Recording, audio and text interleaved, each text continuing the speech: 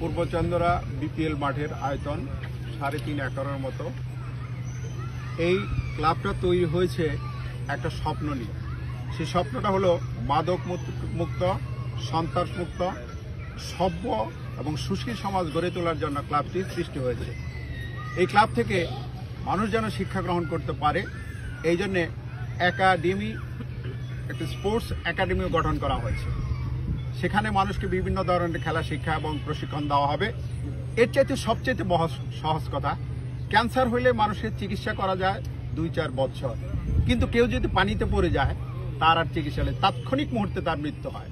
আমরা এই সমাজকে, যে এখন পানি নাই, নদীতে সাঁতার কাটার উপযুক্ত পরিবেশ নাই, পরিবেশ দূষণ, আমরা নিজেরা পুকুর তৈরি করে ছেলে মেয়েদের সাঁতার শেখানোর জন্য, যেন আমার ভবিষ্যৎ জেনারেশন পানিতে ডুবে কোনো দুর্ঘটনা ঘটতে না হয়, মা বাবার সন্তান যেন নিহত না হয়, তার জন্যে আমরা এই ব্যবস্থা করেছি, সাঁতারের ব্যবস্থা।